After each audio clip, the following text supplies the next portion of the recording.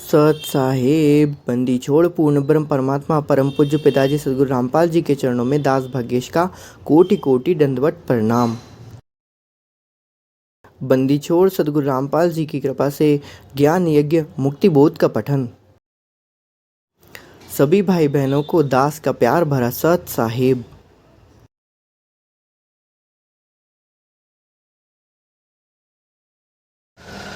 बंदीछोड़ सदगुरु रामपाल जी भगवान की जय। बंदीछोड़ पूर्ण ब्रह्म परमात्मा जगत गुरु तत्वदर्शी संत सदगुरु रामपाल जी भगवान के चरणों में दास भाग्येश का कोटि कोटि दंडवत प्रणाम। बंदीछोड़ सदगुरु रामपाल जी भगवान की जय। बंदीछोड़ सदगुरु रामपाल जी भगवान की जय। गरीब नमो नमो सतपुरुष को नमस्कार गुरु की नहीं, सुंदर मुनिजन साधवा संतो सर्वस दीनहि।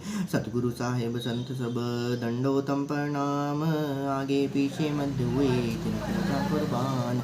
नराकार निर्वेशम कालजाल भयभंजनम, निर्लेपम निज निर्गुणम अकलनुपवेशन्नुतनम।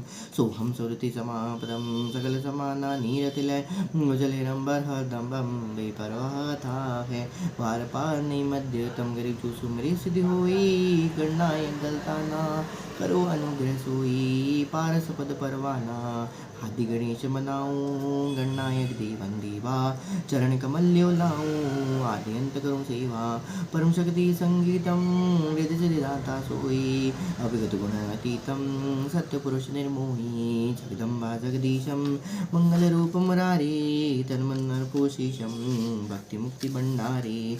सुंदर मुनि जन ध्यावे ब्रह्मा विष्णु महेशा, शीस सहस मुख गावे पूजे आदि गणेशा। इंद्र कुबेर सरीखा वरुण धर्मरय ध्यावे, सुमृत जीवन सीखा अनेक पल पावे। 33 कोटि धारा ध्यावे सहस 88, उतरे भवजल पारा कटे यम की फांसी। बंदीछोड़ सदगुरु रामपाल जी भगवान की जय। बंदीछोड़ पूर्ण ब्रह्म परमात्मा जगत गुरु तत्वदर्शी संत सदगुरु रामपाल जी भगवान के चरणों में दास भाग्येश का कोटि कोटि दंडवत प्रणाम। हम लोग ज्ञान यज्ञ कर रहे हैं, मुक्ति बोध का पठन कर रहे हैं। पारक के अंक का सल्लान पेज नंबर 316। पेज नंबर 316 हो चुका था। पेज नंबर 316 में परमात्मा ने काशी में परमात्मा के जो लीला करी और किस प्रकार से 52 बदमाशियाँ शेख तक की और बाकी सब लोगों ने उनके साथ करी, और इस प्रकार से परमात्मा ने उनके उससे शिक्षक की परीक्षा भी ली। तो परमात्मा ने सारी की सारी काशी नगर की जितनी भी वहाँ पर लीलाएं थी परमात्मा ने वो एक साथ परमात्मा ने यहाँ पर इन वाणियों में यहाँ पर समेकित करी गई है। आइए हम पेज नंबर 316 पढ़ रहे थे, पेज नंबर 317 देखते हैं। पेज नंबर 316 के लास्ट में वाणी नंबर पारक के अंक की वाणी नंबर 726 से 792 का सलाह शिशु की परीक्षा ली। बंदीछोड़ कबीर परमेश्वर जी द्वारा अनेकों अनहोनी लीलाएं करने से प्रभावित होकर 64 लाख उनके शिष्य बन गए थे। परमेश्वर तो भूत भविष्य तथा वर्तमान को जानते हैं। उनको पता है कि ये सब चमत्कार देखकर तथा इनके मेरे आशीर्वाद से हुए भौतिक लाभों के कारण मेरी जय जयकार कर रहे हैं। साफ साफ परमात्मा ने लिखा है वहाँ पर कि मेरे चमत्कारों को देखकर तथा इनसे मेरे आशीर्वाद से हुए भौतिक लाभों के कारण मेरी जय जयकार कर रहे हैं। जिस दिन से इनको ये भौतिक लाभ मिलना बंद हो जाएंगे, जिस समय मैं चमत्कार करना बंद कर दूंगा, ये लोग फिर से कि वहीं फिर के काल के गड्ढे में जाके क्या हो जाएंगे, गिर जाएंगे। तो परमात्मा ने इस प्रकार से उन लोगों को अर्थात कि नीर चीर का निवेरा करने के लिए, ठीक है, सत्य असत्य का पहचान करने के लिए जो सतलोक जाने के योग्य हैं उनको और जो सतलोक जाने के योग्य नहीं है उनको अपने अलग करने के लिए परमात्मा ने क्या किया, एक वहाँ पर एक लीला करी। परमात्मा आगे लिखते हैं, इनको मुझ पर विश्वास नहीं है कि मैं परमात्मा हूँ। बस बात यही आती है, इसलिए परमात्मा ने कहा है अपने सत्संगों में आप ये भर मान लीजिए कि कबीर इज गॉड, और वो कबीर कौन है, वो सदगुरु रामपाल जी कबीर हैं। बस यदि तुम ये मान लो कि परमात्मा सदगुरु रामपाल जी क्या है, परमात्मा है, तो परमात्मा कहते हैं कि तेरे करोड़ कोटि कर्म चल जा रहे हैं।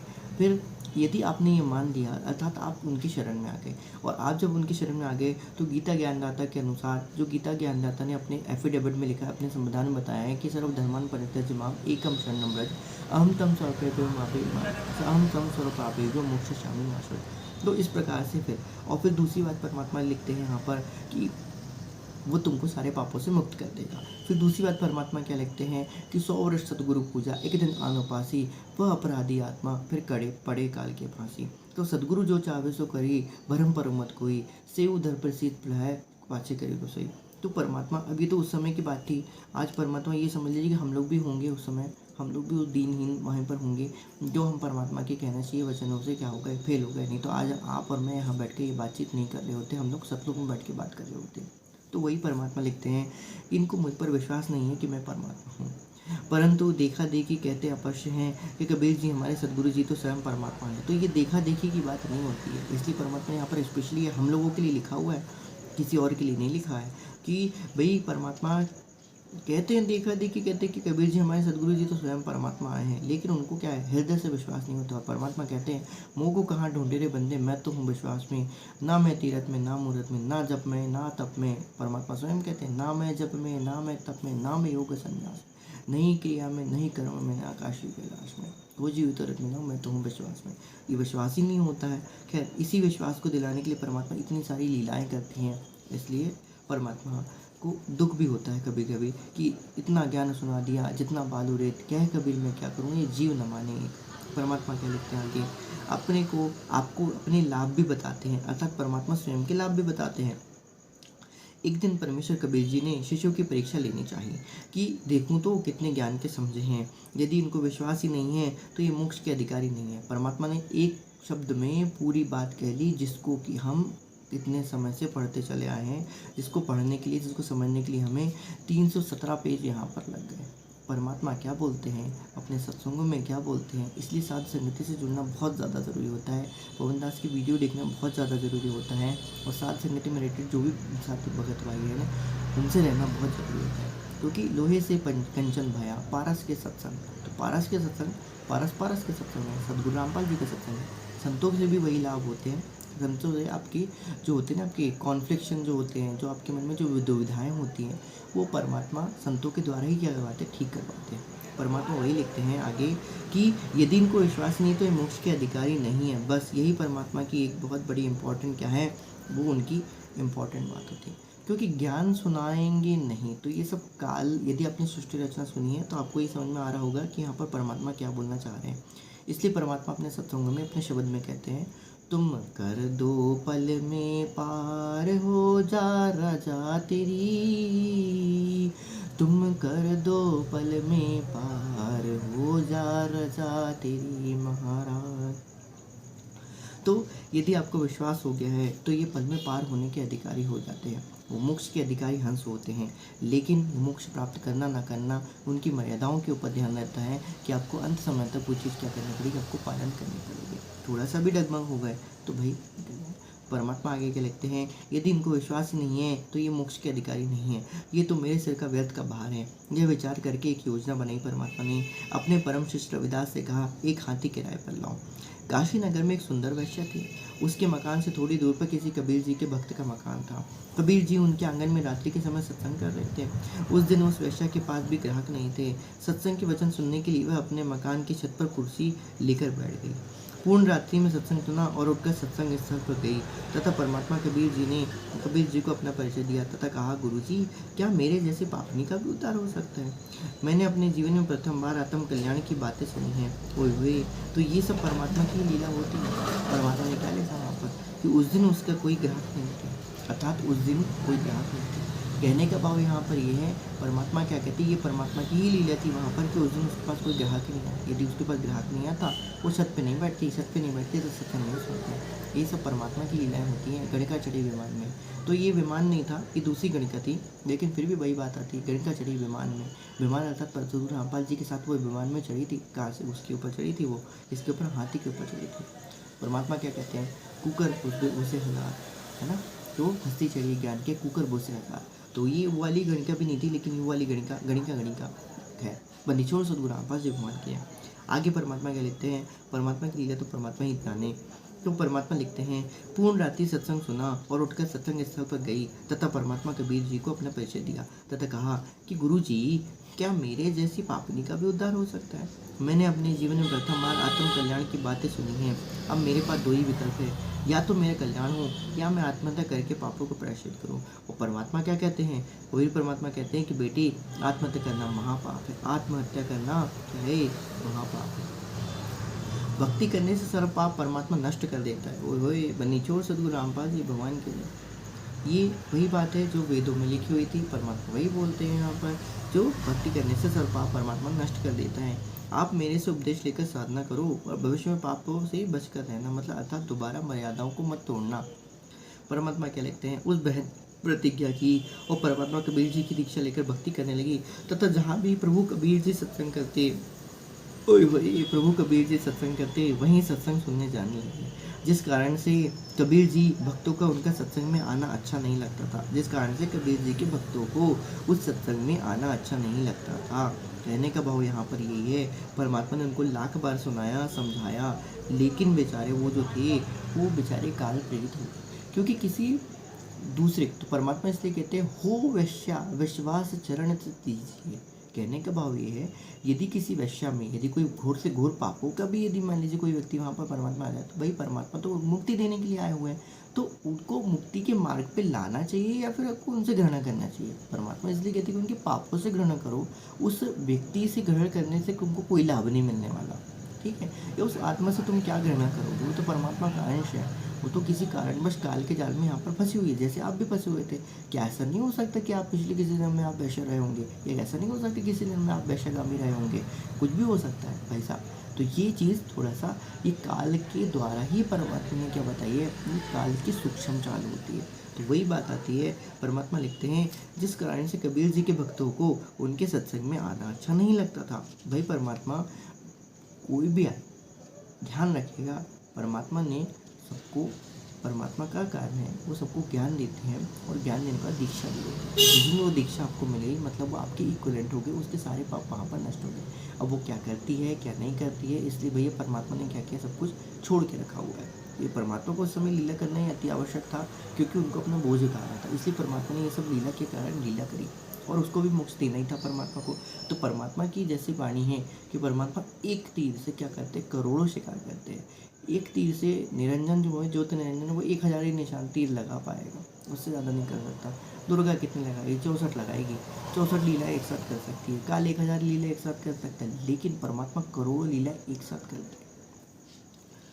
परमात्मा अब आगे क्या लिख रहे हैं कि वे उस लड़की को कहते थे कि तेरे कारण गुरुजी की बदनामी होती। अब भाई गुरुजी की का बदनामी होगी, जो पूर्ण ब्रह्म परमात्मा है वो खुद ही कहता है मान बड़ा ईर्ष्या ये सब तजना नहीं, और उनको आप कह रहे कि गुरुजी की बदनामी होती है। तो भाई परमात्मा सबको साफ करने के लिए आया हुआ है, परमात्मा सबको क्लीन करने के लिए आया हुआ है, सबको मोक्ष मंत्र दे के परमात्मा पार कराने के लिए जाने हैं। उनकी किधर से बदनामी हो जाएगी भाई साहब, और करो तो करो। परमात्मा से कहते हैं कि गुरु निंदक तो मर जाना चाहिए भाई साहब, ऐसा। तो परमात्मा लेके तू सत्संग में मत आया कर, ये उनकी सबसे बड़ी गलती थी। जिस भी ये जो भी वहाँ पर जो भी उस समय जो भी भगत उनके बने हुए थे, उन्होंने ये कहा कि तू सत्संग में मत आया कर, ये उनकी सबसे बड़ी महाभूल थी जो वहाँ पर उन्होंने की कि तू सत्संग में मत आया कर। सबसे बड़ी उनकी क्या थी, भूल थी, क्योंकि सत्संग सुनने का अधिकार ध्यान रखिएगा हर किसी को है।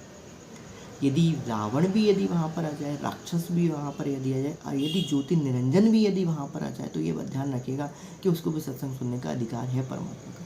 वो सुने अथवा ना सुने, फिर वो जाने, क्योंकि वो उसकी गति उसके कर्म। परमात्मा कहते हैं राम न मारे किसी को, ये कर कर कर्म लेंगे खुद खोटे काम।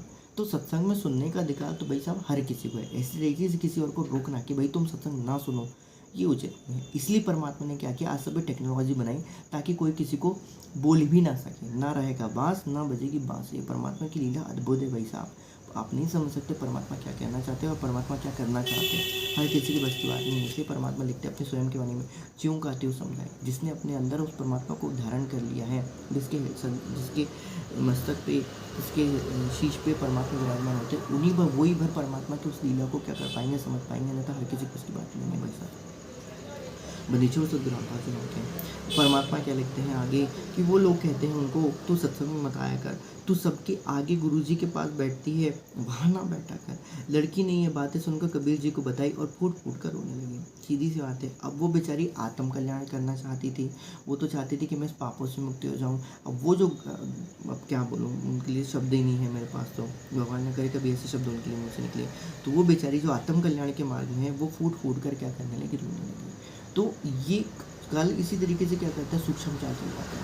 अब वो जो आपने उस आत्मा को दुखी किया, अब वो काल निरंजन ने आपके मन में बैठ के उसको ये काम करवाया। अब अगले जन्म में जब आपकी मुक्ति नहीं हो, उस जन्म में तो आपकी मुक्ति नहीं हो, अब अगले जन्म में जब आप परमात्मा के सत्संग में जाओगे ना, तो वही जो आपने बोला ना, तो सत्संग में मत आया करके, फिर वो काल जो क्या करेगा, इसी का आपका आधार लेके आपको क्या करेगा, अगले जन्म में आपको सत्संग में जाने से क्या करेगा, रोकेगा, गारंटीड है। तो इससे मुक्ति पाने का सबसे बेहतरीन तरीका है, इसलिए परमात्मा ने जरना जोगी जगत गुरु, जरने से सब काम। तो जरना जो होता है अर्थात सत्संग में किसी भी तरीके से जाओ, कोई दिक्कत नहीं, परमात्मा नहीं लेगा। काल जो होता है, काल ससुरा काल साड़ा खाई, सब के सब आके क्या कहते हैं, सत्संग में जाने से रोकते हैं। वहाँ पर परमात्मा के लिखते हैं, तू सबसे आगे गुरु जी के पास बैठती है, वहाँ ना बैठा कर। लड़की ने ये बातें सुन कबीर जी को बताई और फूट फूट कर रोने लगी। परमेश्वर जी ने कहा, बेटी आप सत्संग में आया करो। कबीर जी सत्संग वचनों के द्वारा स्पष्ट किया है, मैला कपड़ा साबुन और पानी से दूर रहकर निर्मल कैसे हो सकता है। तो वही बताया कि मैला कपड़ा और साबुन पानी से दूर रहकर निर्मल कैसे हो सकता है। इसी प्रकार पापी व्यक्ति सत्संग से तथा गुरु से दूर रहकर आत्म कल्याण कैसे कर सकता है। भक्त वैश्य तथा रोगी से नफरत नहीं करते, सम्मान करते हैं, क्योंकि वो अपने रोग का कल्याण करने के लिए आया हुआ है। कम से कम उसको इतनी अकल तो आई है भाई साहब कि उसको अपने रोग का, जन्म मरण के रोग का, और जो भक्ति से हीन हो चुके हैं, ज्ञान से जो हीन हो चुके हैं, उनसे उनको क्या कराना है, कल्याण करवाना है। इतना तो ज्ञान हो ही गया है उनको। इस तरीके से वो भी क्या है, सम्मान के अधिकारी होते हैं। परमात्मा आगे के लिखते हैं, उसको चर्चा ज्ञान चर्चा द्वारा मोक्ष प्राप्ति की प्रेरणा करते हैं। परमात्मा क्या करते हैं, रोगी से नफरत नहीं करते, परमात्मा वही बता रहे हैं, उसको ज्ञान चर्चा द्वारा मोक्ष प्राप्ति की प्रेरणा करते कि नहीं, जो हो गया सो गया। इसलिए परमात्मा कहते हैं, ताकि बीती बिसार दे, आगे की सुध दे। जो बीत गया है उसको बीत जान दो, अब आगे की सुध लो भाई साहब। अब तो उसने अपने क्या कर लिया, प्रण कर लिया ना भाई साहब, उसने दृढ़ निश्चय कर लिया परमात्मा की कृपा से कि अब वो आगे बढ़ेगी, वो मोक्ष मार्ग में आगे बढ़ेगी, तो आगे बढ़ेगी। परमात्मा क्या लिखते हैं, परमात्मा कबीर जी के बार बार समझाने पर भक्तजन उस लड़की को सत्संग से मना करते थे तथा बहाना करते थे कि तेरे कारण गुरु जी काशी में बदनाम हो गए हैं। काशी में व्यक्ति हमें बार बार कहते हैं कि तुम्हारे गुरु जी के पास पैसा भी जाती है, वह काहे का गुरु है। तो सीधी सी बात है, जो व्यक्ति ये कहते थे वो सबसे बड़े महाअज्ञानी थे, क्योंकि उनको तो भक्ति से कोई लेन देन था नहीं। भक्ति से भी लेन देन होते तो ये शब्द वहाँ पर वो बोलते ही नहीं, सीधी सी बात है। तो और जो उनकी सुन के जो उनके बहकावे में आ गए, तो भाई साहब वो तो डूबे काली ढाल। एक दिन कबीर परमेश्वर जी ने उस लड़की से कहा कि बेटी आप मेरे साथ हाथी पर बैठ के चलोगी। लड़की ने कहा, जो आज्ञा गुरुदेव। अब परमात्मा ने उसको क्या कहा, बेटी कहा। परमात्मा की हर कोई बेटी होती है भाई, दुर्गा भी परमात्मा की बेटी है, भले वो कितना भी गलत काम क्यों न करती हो, लेकिन उसके बाद वो क्या है, परमात्मा की बेटी है, पुत्री है ना कि नहीं। इसी तरीके से परमात्मा अब आगे लिखते हैं, लड़की ने कहा, जो आज्ञा गुरुदेव। अगले दिन सुबह 10 बजे हाथी के ऊपर तीनों सवार होकर काशी नगर के मुख्य बाजार में बुलाने लगे। संत रविदास जी हाथी को चला रहे थे। अब यहाँ पर परमात्मा ने अपने को सत्संग में और बताया हुआ था, है ना कि नहीं। परमात्मा ने यहाँ पर सत्संग में बताया हुआ था कि परमात्मा ने उसको आज्ञा दिया था कि भैया, परमात्मा तो सत्संग में सुनाया करते थे कि बेटे ये सब क्या करो, लिपस्टिक विपस्टिक लगाना छोड़ दो। लेकिन परमात्मा ने उस दिन उसको विशेष आदेश दिया था कि तू वैसे ही सज धज के आएगी जैसे तू वहाँ पर पहले सज धज के रहा करती थी, अर्थात वही लिपस्टिक पाउडर और वही मेहंदी हाथों में लगा के, वही चटक कपड़े पहन के वहाँ पर वो तू क्या करेगी, दोबारा से तू क्या करेगी, आएगी। और वहाँ पर हम बैठ के वहाँ पर क्या करेंगे, वहाँ पर चलेंगे। तो उस परमात्मा ने उस पुत्री को, अपनी उस बेटी को, अर्थात हमारी बहन को वहाँ पर परमात्मा ने निमित्त मान बनाना था। परमात्मा आगे के लिखते हैं, जो आज्ञा गुरुदेव। लड़की ने कहा, जो आज्ञा गुरुदेव। अगले दिन सुबह 10 बजे हाथी के ऊपर तीनों सवार होकर काशी नगर के मुख्य द्वार में गुजरने लगे। संत रविदास जी हाथी को चला रहे थे, लड़की रविदास जी के पीछे, कबीर जी के आगे, यानी दोनों के बीच में बैठी थी। 12 के अंक के सलाद, पेज नंबर 318। कबीर जी ने एक बोतल में गंगा का पानी भर लिया, उस बोतल के मुख को लगाकर घूट घूट पी रहे थे। लोगों को लगे कबीर जी शराब पी रहे हैं, शराब के नशे में वैश्या को सरेआम बाजार में लिए घूम रहे हैं। काशी के व्यक्ति एक दूसरे को बता रहे हैं कि देखो, बड़े बड़े उपदेश दिया करता था कबीर जुलाहा, आज जिसकी पोल पट्टी खुल गई।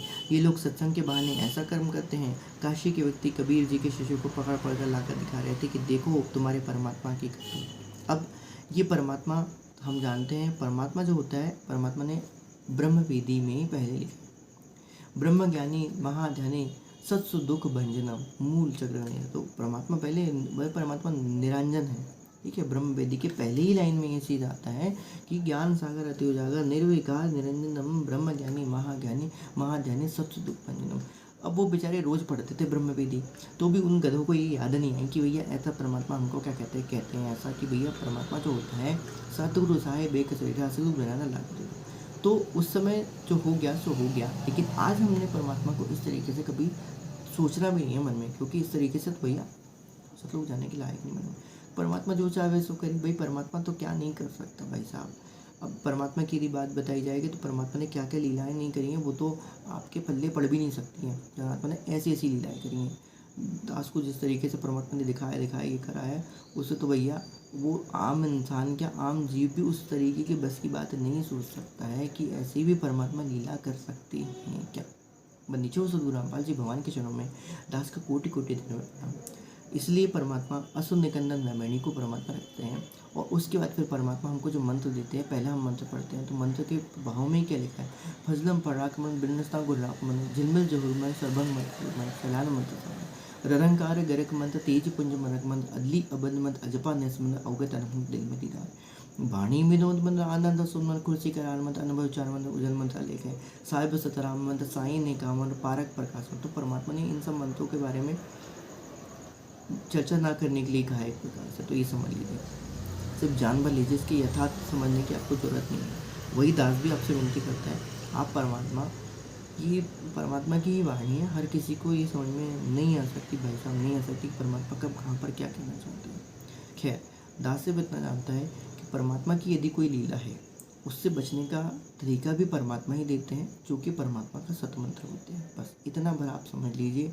यदि आपको ये बात समझ में आ गई तो भाई साहब आपको ये पूरी सृष्टि का जो बहुत बड़ी कुंजी है, जो कि ये समझ लीजिए कि वो आपको समझ में आ जाएगी। ठीक है, तो बस वही, ठीक है। इसलिए परमात्मा कहते हैं हृदय में वास रखना पड़ेगा, तब आपको क्या होगा, मेरी लीला समझ में आएगी। इसलिए परमात्मा कहते हैं जाके हृदय गुरु बसे हैं, उसको गुरु मैं ध्यान करके करना चाहिए। तो परमात्मा ने ऐसा बताया कि भाई जो गुरु को धारण करता है उसको ही गुरु की लीला क्या कर सकते समझ में आ सकती है।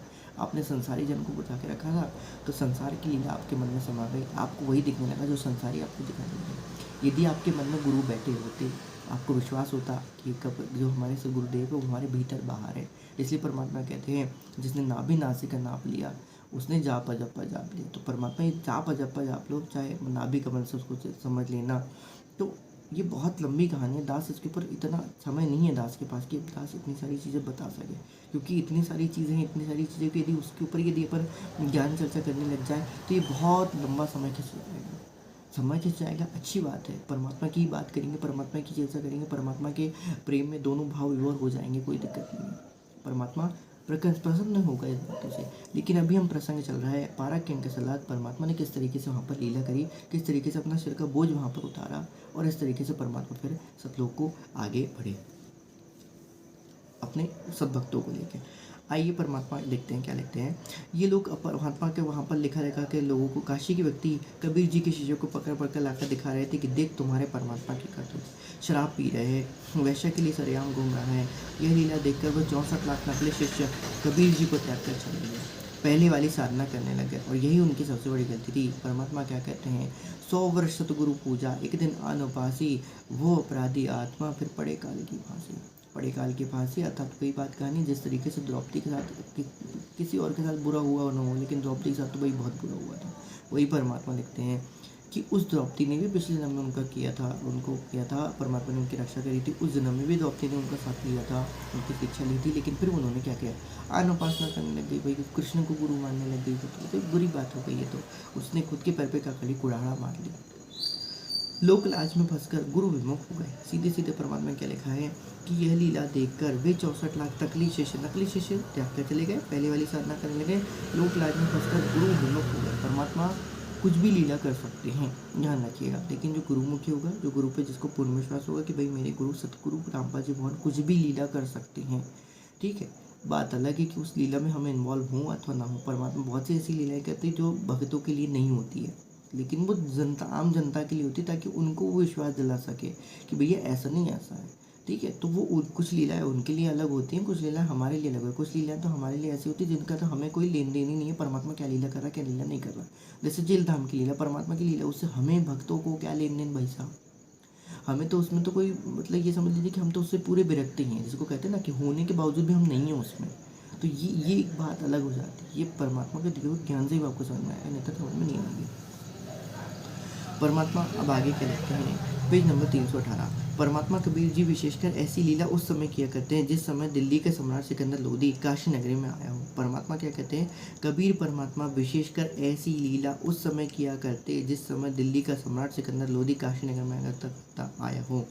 अर्थात अब जो भी कह लीजिए, इतनी घनिष्ठ परीक्षा लेने वाली लीलाएं परमात्मा सिर्फ तभी करते थे जब सिकंदर लोदी काशी नगर में आए, ठीक है। आगे परमात्मा क्या लिखते हैं, उस समय सिकंदर लोदी राजा काशी में उपस्थित था। काशी पंडितों ने राजा को शिकायत कर दी कि कबीर जुलाहे ने जुल्म कर दिया। ओए होए बाप रे, जुल्म कर दिया भाई साहब, उनको जुल्म से बचा रहा था। तुम परमात्मा के ऊपर जो जुल्म कर रहे थे ना, उनको नकली तरीके से गुरु गुरु गुरु मान के परमात्मा ने तो उस जुल्म से अपने आप को बचाया, कहना चाहिए। शर्म लाज समाप्त करके सरेआम वैश्य के साथ हाथी के ऊपर चढ़कर ऊपर गलत कार्य कर रहा है। बहुत बढ़िया, क्या लिख दिया उन्होंने, क्या बोला कि शर्म लाज समाप्त करके सरेआम वैश्य के साथ हाथी के ऊपर गलत कार्य कर रहा है, शराब पी रहा है। राजा ने तुरंत पकड़कर गंगा में डूबकर मारने का आदेश दे दिया।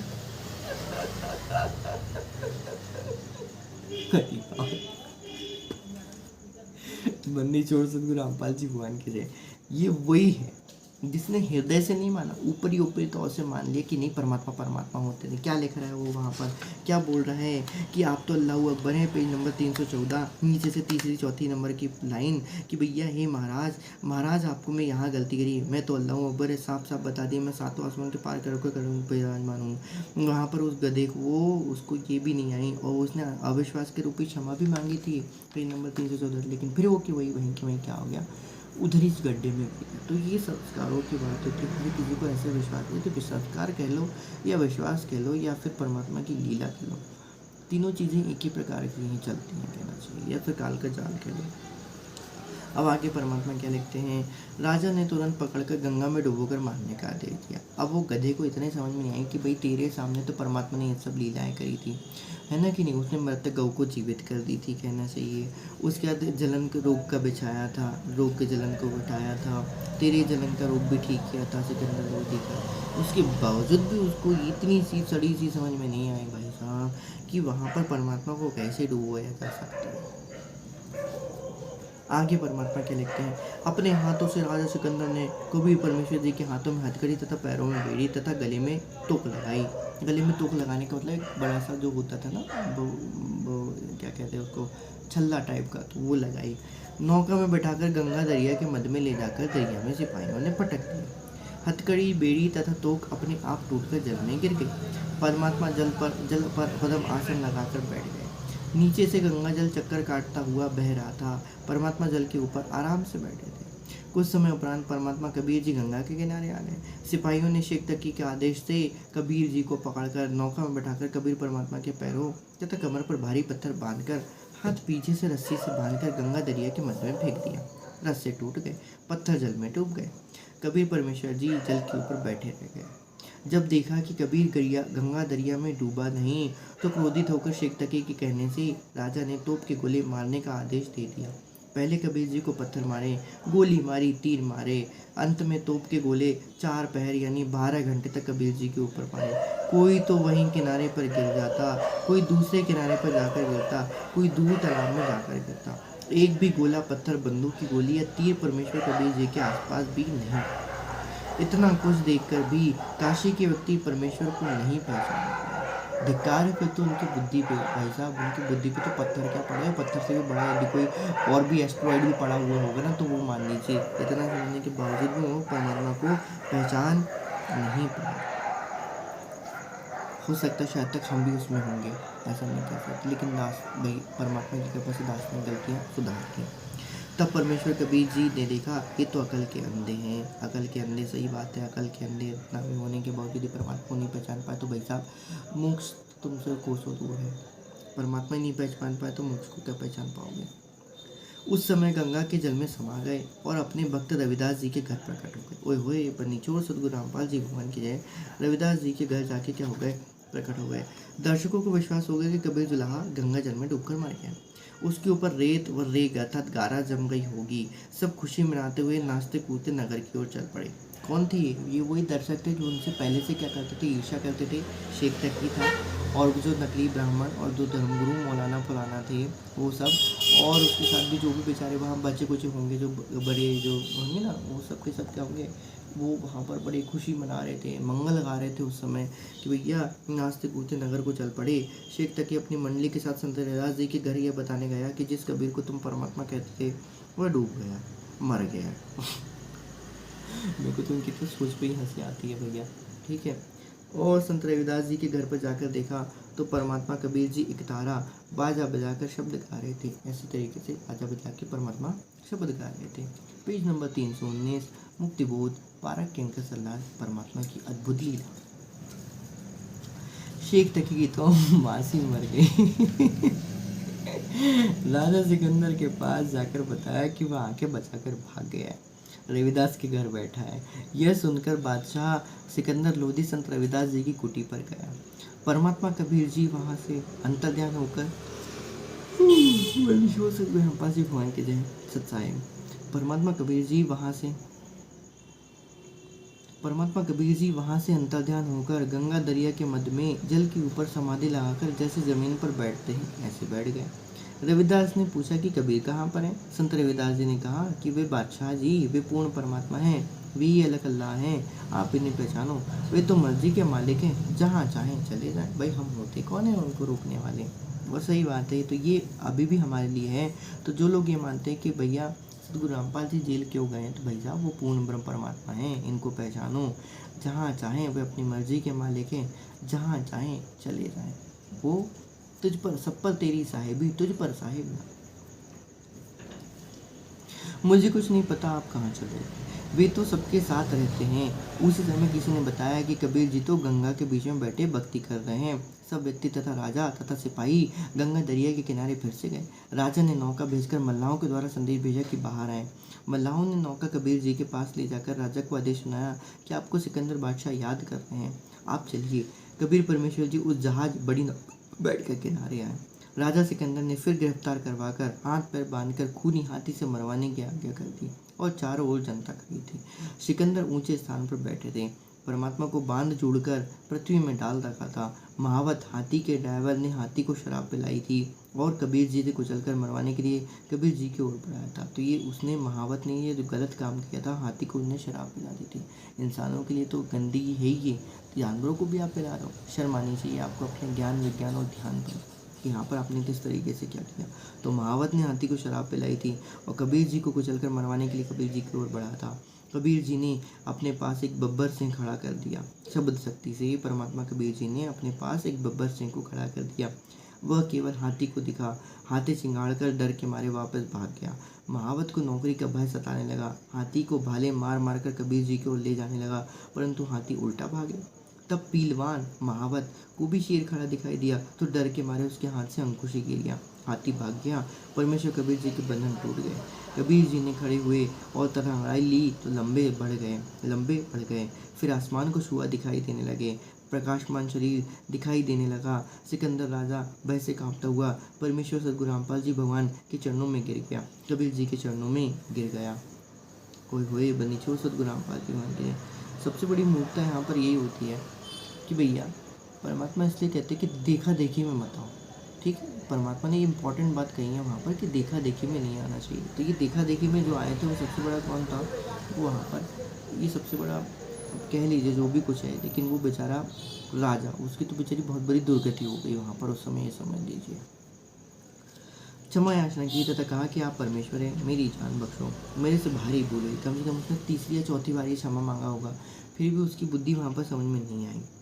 अब मैं आपको पहचान गया हूँ, आप स्वयं अल्लाह पृथ्वी पर आए हो। परमात्मा कबीर जी सीधी उसी गणिका के घर गए। आंगन में चरपाई पर बैठ गए। ओए ओए, लड़की परमात्मा के चरण दबाने बंदी छोड़ सदगुरु रामपाल जी भगवान की जय। लड़की अर्थात उनकी पुत्री, वो शब्द स्वरूपी राम की पुत्री परमात्मा सदगुरु रामपाल जी भगवान के चरण दबाने लगे। सदगुरु का पैर अपने सांथल टांग पर रखा, सांथल अर्थात टांग पर रखा। उसी समय अर्जुन तथा सलून नाम के दो शिष्य कबीर जी के आए। अब ये इनके समय सामने ये सब कहानी नहीं हुई थी, ये तो बहुत बाद में आए थे। जब उनको पता चला था कि अरे तुम्हारे गुरु जी तो ऐसी ऐसी लीला कर रहे हैं जैसे लोगों ने बताया था, तब वो दौड़ते दौड़ते भागते वहाँ से आए थे कि अरे गुरु जी ऐसा क्या है। तो ये उनकी गलती थी, है ना। तो उसी समय अर्जुन तथा सलून नाम के दो शिष्य कबीर के आए। उनको अन्य मूर्ख शिष्यों ने बताया कि सदगुरु कबीर जी ने तो बेशर्म काम कर दिया है, शराब पीने लगे हैं। वैश्या को सरेआम को लेकर सरेआम हाथी पर बैठाकर नगर में उत्पात मचाया है। हम तो मुंह दिखाने योग्य नहीं छोड़े हैं।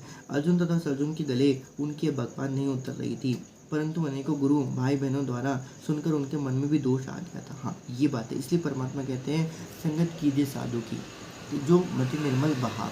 तो वही बात है, उनकी जो थी कहना चाहिए, ये इनकी तरह से संस्कारों की कमज़ोरी होती है, संस्कारों की कमज़ोरी होती है। परमात्मा की दया से मैं परमात्मा से बहुत क्षमा प्रार्थना हूँ कि कहीं न कहीं ये संस्कारों की कमज़ोरी भी मेरे इसमें थी, लेकिन परमात्मा ने उस समय आज के समय में उसको ठीक कर दिया। ठीक है, 2022 की जो छँटनी हुई थी, परमात्मा उसी के बारे में यहाँ पर संकेत कर रहे हैं, परंतु अनेकों गुरु भाई-बहनों द्वारा सुनकर उनके मन में भी दोष आ गया था। पहली तो एक बात, वो गुरु भाई-बहन बचे नहीं थे। क्यों? क्योंकि परमात्मा ने तो उनके मन से, तो परमात्मा के हृदय से वो उतर चुके थे, तो उनके तो वो गुरु भाई-बहन थे ही नहीं कहना चाहिए। संत गरीबदास जी की सदग्रंथ के सरभंगी साक्षी के अंग में अर्जुन सद्गुरु के विषय में वाणी लिखी है, जो इस प्रकार है। सरभंगी साक्षी का अंग सद्गुरु के अर्जुन सद्गुरु के विषय में लिखी वाणी जो इस प्रकार है। 320 सरभंगी साक्षी के अंक की वाणी नंबर 112 से 115। गरीब सुरजन को सतगुरु मिले, मक्के मदीने माही, 64 लाख का मेल था, दो बिन सब ही जाही। चंडाली के चौक में सतगुरु बैठे जाए, 64 लाख गारत गए, दोरे सतगुरु पाए। सुरजन अर्जुन ठाहरे, सतगुरु की प्रतीत, सतगुरु यहाँ न बैठिए, यो द्वारा है नीच। ऊंच नीच में हम रहे, हाड़ चाम की देह, सुरजन अर्जुन समझियो, राखियो शब्द स्नेह। तो ये परमात्मा वहाँ पर लिखते हैं सरभंगी साक्षी की वाणी नंबर 112 से 115 में, पेज नंबर 320, 12 के अंक का सलाह। और परमात्मा इसके सलाहत में लिखते हैं, अर्जुन तथा सर्जुन दो मुसलमान धर्म को मानने वाले थे। अब बताइए कितनी प्यारी बात है यहाँ पर कि मुसलमान धर्म को होने के बाद भी उनका नाम क्या था? अर्जुन और सर्जुन। और आजकल के जो लोग हैं वो इस प्रकार से, वो तो कहना चाहिए कि नफरत ही करते हैं। तो ये नफरत काल ने फैलाई हुई है, इसमें उनका भी कोई दोष नहीं है। बस बात है कि वो उनके बहकावे में आ गए। यही परमात्मा बस बताना चाहते थे इन कहानियों से, कि कथाओं से ये बताना चाहते थे कि परमात्मा ये किस तरीके से आप लोग जो होते हो कि भाई आप लोगों के बहकावे में आ जाते हो। ये बहकावे में आना अब आपके लिए उचित नहीं है। कब? जब आप भक्ति मार्ग पे चल जाते हो।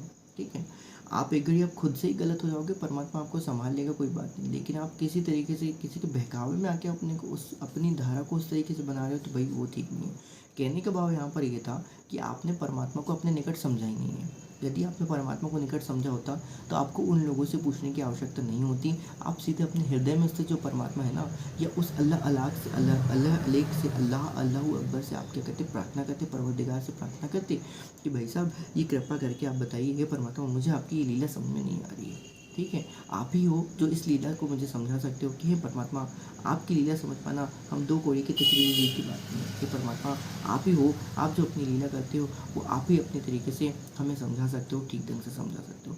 ये बात होती है बस वहाँ पर, इतना सब्र कहना रहता है। परमात्मा क्या बावली बूझ है? क्या परमात्मा को समझ में नहीं आता कि मेरे भक्त यदि फेल हो जाएंगे तो ये उनके ही दुख का कारण बनेंगे? तो यहाँ पर ही समझने वाली बात होती है। बंदीछोड़ सद्गुरु रामपाल जी भगवान की जय। आज हम इसको कंप्लीट कर लेते हैं, फिर हम कल देखेंगे पेज नंबर 321 पे मुक्ति बोध के काशी नगर में किस प्रकार से भोजन भंडारा या लंगर देना, मतलब प्रसादी कह लीजिए, तो भोजन भंडारा या लंगर देना परमात्मा ने किस तरीके से वहाँ पर किया, किस तरीके की झूठी से किया। आज हम देख लेते हैं अर्जुन सर्जुन की कथा का सार और निष्कर्ष और उसका सदलाभ।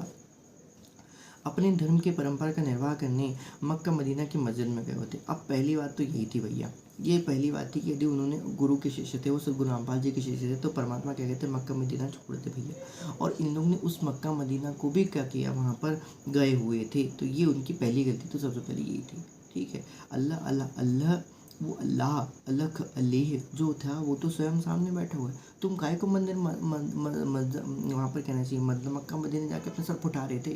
तो ये गलती थी उनकी कहना चाहिए। इस कारण से, इस संस्कार के अधूरे कारण के कारण उनको ये सब क्या हुआ, दोष हुआ कहना चाहिए। और भी कई चीज़ें हो सकती है, विश्वास तो नहीं था, बस इतना कह सकता हूँ। तो वो उनकी परंपरा का निर्वाह करने के लिए मक्का मदीना, और परमात्मा वही कहते हैं कि छोड़ देना पिछलों की रीत। क्या लिखे परमात्मा ने? छोड़ देना पिछलियों की रीत। ये पिछलों की रीत थी। मक्का मदीना में परमात्मा नहीं होते हैं, लेकिन वहाँ पर वैसे नहीं होते जैसा आप समझ रहे हो। मोक्ष प्राप्ति के लिए परमात्मा वहाँ पर नहीं रहते। हाँ, पुण्य बनाने के लिए भले आपको कहीं ना किसी संत रूप में वहाँ पर मिल जाएगा, ज्ञान देने के लिए मिल जाएगा, लेकिन मोक्ष प्राप्ति के लिए तो भाई साहब ये गाँव बढ़ाने वाला ही है, इसके अलावा और कोई नहीं। वहाँ परमात्मा कबीर जी उनको जिंदा बाबा के वेश में ले थे। परमात्मा क्या कहते, अपने धर्म की परंपरा का निर्वाह करने के लिए मक्का मदीना मस्जिद में गए थे। वहाँ परमात्मा कबीर जी उनको जिंदा बाबा के वेश में ले थे, ज्ञान चर्चा करके सत्य मार्ग बताया था। वे कबीर परमात्मा के शिष्य बन गए थे। सतगुरु के आदेशानुसार फिर वे मक्का मदीना या अन्य मुसलमान धर्म के धार्मिक कर्मों में जाकर भूलों को राह बताकर कबीर परमेश्वर से दीक्षा दिलाया करते थे। ये इंपॉर्टेंट बात है जो परमात्मा यहाँ पर बताना चाहते थे कि मुसलमान धर्म को मानने वाले थे, लेकिन उन्हें परंपरा का निर्वाह करने के लिए गए हुए थे। वहाँ पर परमात्मा उनको जिंदा बाबा के वेश में ले हुए थे और फिर वहाँ पर परमात्मा ने उनको क्या कहता है, ज्ञान दिया था। और फिर उसके बाद वो कहते हैं भूलों को राह बताकर कबीर परमेश्वर से दीक्षा दिलाया करते थे। उस दिन वे बाहर से आए थे जब सदगुरु कबीर जी को बदनाम वेश्या के घर देखा तथा लड़की की सातलों पर पैर रख के आंखों देखा तथा गलती कर गए। वही परमात्मा ने कहा है कि वो गलती कर गए। बोली कि हे सदगुरु, आप यहाँ ना बैठो, यह तो नीच बदनाम औरत है। हे प्रभु, अब यहाँ पर क्या बताया जाए, उनको क्या समझाया जाए। परमात्मा ने बताया कि सबसे बड़ा, अब वही बात होती है, सबसे बड़ा नीच द्वारा तो कोई हो ही नहीं सकता है। खैर, यहाँ पर हम इस चीज़ की बात करने नहीं आए क्योंकि बहुत बड़ी कहानी हो जाएगी, फिर परमात्मा शायद तक नाराज़ हो जाए हमसे। यह तो हाड़ चाम का शरीर है, इस लड़की का है, मेरे लिए तो मिट्टी है। हे अर्जुन तथा सर्जुन, समझो, आप जो दीक्षा नाम जप दे रखी है उसका जाप करो। आपको जो दीक्षा नाम जप दे रखी है उसका जाप करो। वही जो हमने अभी 10 मिनट पहले परमात्मा ने दास के मुख से बुलवाया कि भाई साहब, परमात्मा की लीला से परमात्मा ही बचा सकता है। परमात्मा के दिए गए मोक्ष मंत्र ही उनसे क्या कर सकते हैं, बचा सकते हैं। किसी और में इतनी बड़ी शक्ति नहीं है कि परमात्मा, या तो परमात्मा की सीधे सीधे कृपा हो, या तो संस्कार हो, या तो आपके पास मंत्र हो। तो परमात्मा इसलिए मंत्र देते हैं ताकि परमात्मा की लीला से आप क्या हो जाओ, उस लीला और उस प्रगति से बच जाओ। लेकिन आप तो करती नहीं हो ना, मंत्र ही नहीं करते, कोई क्या कर लेगा।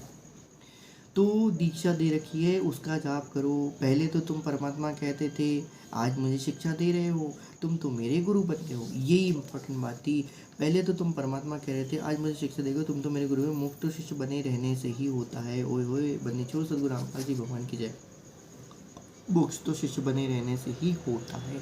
ये इम्पॉर्टेंट बात होती है भैया, क्योंकि सदगुरु कहलाने का अधिकारी, ज्ञान देने का अधिकारी सिर्फ उसे पूर्ण ब्रह्म परमात्मा सदगुरु रामपाल जी भगवान होते, उसके अलावा और कोई नहीं है। मोक्ष तो शिष्य बने रहने से होता है। अब आपके मन में कबीर के प्रति दोष आ गया है। ओए होए, अब आपके मन में कबीर के प्रति दोष आ गया है, कल्याण असंभव है। परमात्मा स्वयं कहते हैं कि अब आपके मन में कबीर के प्रति दोष आ गया है, कल्याण असंभव है। दोनों परमात्मा के लिए घर त्याग कर बचपन से लगे थे। उनको एहसास हुआ कि बड़ी गलती बन गई, तुरंत चरणों में गिर गए, इस जन्म में मोक्ष की याचना की। परमात्मा ने कहा कि अब आपका कल्याण मेरे इस रूप से नहीं होगा। आपके मन में दोष आया है। उन्होंने चरण नहीं छोड़े, रो रो कर याचना करते रहे, तब आशीर्वाद दिया। तुम इस लीला को यदि हम परमात्मा की दृष्टि से देखें तो वो लीला हम बाद की कभी वीडियो में देखेंगे, ठीक है। अभी हम यहाँ पर परमात्मा की लीला को हम यहाँ पर जो प्रसंग है उसी के अनुसार देखते हैं, ठीक है। परमात्मा ने कहा कि अब आपका कल्याण मेरे रूप से नहीं होगा, आपके मन में दोष आया है। उन्होंने चरण नहीं छोड़े, रो रो कर याचना करते रहे, तब आशीर्वाद दिया कि तुम्हारा सदगुरु दिल्ली से 30 मील पश्चिम में एक छोटे से गांव में मेरा भक्त जन्मेगा। वहाँ पर परमात्मा क्या बोलते हैं, तब आशीर्वाद दिए कि तुम्हारा सतगुरु दिल्ली से 30 मील पश्चिम में एक छोटे से गांव में मेरा भक्त जन्मेगा। ओए होए, परमात्मा की वाणी जो है वो कितनी गूढ़ रहस्यों से भरी पड़ी है। परमात्मा कह भी रहे हैं कि तुम्हारा सदगुरु जन्मेगा, और फिर क्या कहते हैं, या तुम्हें पश्चिम के छोटे से गांव से रहेंगे। कहने का भाव ये है, सिंपल सी 10 छोटी सी बात मैं कहना चाहता हूँ। तुम्हारा सदगुरु रामपाल जी भगवान है, वो आज से 30 महीने क्षमा कीजिएगा, वहाँ पर गरीबदास जी के रूप में आए हुए थे, वो तो उस समय परमात्मा। तो वो छोटे से गांव में मेरा भक्त जन्मेगा, तब तुम इसी शरीर में जीवित रहोगे। मैं तुम्हें स्वप्न में सर्व मार्गदर्शन करता रहूँगा। उस मेरे भक्त को मैं मिलूँगा, उसे दीक्षा अधिकार दूंगा, तुम उससे दीक्षा लेकर भक्ति करना। संत गरीबदास जी जब 10 वर्ष के हुए तब कबीर जी उनको मिले थे, सतलोक दिखाया था, वापस छोड़ा था। तब स्वप्न में अर्जुन सर्जुन को बताया, गांव व नाम, पिता का नाम सब बताया। उस समय अर्जुन सर्जुन के हरियाणा प्रांत के गांव हुमायूंपुर में एक किसान के घर रहते थे। आयु लगभग 225 वर्ष की थी। ये परमात्मा ने उनको वहाँ पर क्या कर दिया था, इच्छा मृत्यु को वहाँ पर उनको बलिदान दे दिया था। लेकिन उनकी इच्छा मृत्यु जो थी वो बहुत दर्दनाक थी, दुर्गतिपूर्ण थी। यदि भक्त होकर मर्यादा में रह के परमात्मा के प्रति कोई दोष न उत्पन्न करते हुए, तो यदि वो अपनी भक्ति करते तो उनकी इतनी दर्दनाक मृत्यु नहीं होती। मृत्यु नहीं कहना चाहिए, मतलब दुर्गति नहीं होती, क्योंकि 100 वर्ष के बाद तो इंसान का शरीर जर्जर होना चालू हो जाता है। ठीक है, तो कहने का भाव यही था कि अब ये कहानी बहुत आगे चल जाएगी, कथा कहानी और आगे चल जाएगी। आगे देखते हैं। आयु लगभग 225 वर्ष की थी। 225 वर्ष आज के समय में जीवित रहना हर किसी के बस की बात नहीं है। ठीक है, लेकिन परमात्मा ने वो भी करके दिखाया। और दोनों को एक जैसा सपना आया। सुबह एक दूसरे को बताया। किसान सेवक से पूछा कि यहाँ कोई छुड़ानी गाँव है। किसान ने बताया कि है। उन्होंने कहा कि आप इतनी सेवा की है, आपका एहसान कभी नहीं भूल पाएंगे। कृपया करके हमें छुड़ाने गाँव तक पहुँचा दो। किसान ने रेहरू छोटी बैलगाड़ी में बैठाए तथा छुड़ानी ले गया। संत गरीबदास जी ने कहा कि आओ अर्जुन सर्जुन, मेरे को परमात्मा कबीर जी ने सब बता दिया है। दीक्षा लो, यहीं रहो, भक्ति करो। उन दोनों ने दीक्षा ली और भक्ति की। वहाँ शरीर छोड़ दिया। दोनों के शरीर जमीन में दबाकर मणि बनाई गई, जो सन 1940 में भूरी वाले संत ने छुड़वा दी थी। उन्होंने कहा कि यहाँ पर केवल एक यादगार सदगुरु कबीर गरीबदास की ही रहेगी। यदि ये दोनों भी रहेंगे तो भक्ति इनकी भी पूजा प्रारंभ कर देंगे, जो गलत हो जाएगा। शिष्य की पूजा नहीं की जाती। ओए होए, बन्नी छोड़ सदगुरु रामपाल जी भगवान की जय। परमात्मा ने कितनी प्यारी बात लिख दी है। शिष्य की पूजा नहीं की जाती, शिष्य की पूजा नहीं की जाती। सदगुरु रामपाल जी भगवान ही पूर्ण ब्रह्म परमात्मा है, वो किसी के शिष्य पिष्य नहीं है भाई साहब, ध्यान रखिएगा। तो शिष्य की पूजा नहीं की जाती है, सदगुरु रामपाल जी भगवान की ही पूजा की जाती है, क्योंकि वही पूजन के अधिकारी है, उसके अलावा और किसी की पूजा नहीं की जाती। परमात्मा ने यहाँ पर एक बार और बताई थी सत्संगों में हमको कि परमात्मा ने बताया कि जो गरीबदास जी जो थे वो वहाँ पर पालने में लेटे हुए थे। रानी जो थी, कहना चाहिए उनके माता पिता के वहाँ पर, हाँ, तो वो पालने में बैठे हुए थे। ध्यान रखना, परमात्मा ने 2 लीलाएं एक साथ बताई थी वहाँ पर। जिसको परमात्मा ने जो लीला बताई है वो वही बता सकता है। ठीक है, और यहाँ पर आप ये मत समझिएगा कि कुछ लीला अलग है, कुछ लीला अलग है, क्योंकि ये बहुत ईजी ज्ञान भी है। लेकिन ये ज्ञान जो होता है ना, वो जिसको समय के परे जो नहीं है, जो समय को ही सब कुछ मान के रखा हुआ है। ठीक है, परमात्मा समय से परे हैं, एक बात ध्यान रखिएगा। परमात्मा ने ही समय रचा हुआ है, कोई बहुत बड़ी बात नहीं है। और एक्चुअल में देखा जाए तो समय नाम की कोई चीज़ नहीं होती है। ठीक है, लेकिन फिर भी समय तो समय ही होता है, क्योंकि समय तो परमात्मा खुद कहते हैं।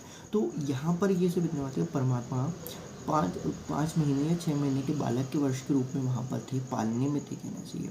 तब अर्जुन सर्जुन वहाँ पर गए थे। उन्होंने बोला था कि हमारे गुरुजी यहाँ पर प्रकट हुए हैं, शायद तक जन्म लिए, मुझे ध्यान नहीं है। वहाँ पर हमारे गुरुजी आए हुए हैं, कृपया करके आप उनको क्या करो, उनसे हमारे दर्शन करवाइए करके। ठीक है, अब वो 5 महीने का बालक था जो पालने में था, वो कहते हैं, वो उनको लगता है कि जो गरीबदास जी के जो माता पिता होते हैं वो कहते हैं कि ये क्या तुम्हारे गुरुजी होंगे कहना चाहिए। तो फिर उन्होंने कहा कि नहीं, आप हमें दर्शन करने दीजिए। उनको तो समझ में नहीं आया था कि उनके लिए तो बालक ही थे कहना चाहिए। लेकिन अर्जुन को परमात्मा वहाँ पर पूरे जैसे कि मतलब इंदु माई वहाँ बैठी थी, इंदु माई को परमात्मा ने क्या कर दिया उस समय, अचेत कर दिया वहाँ पर।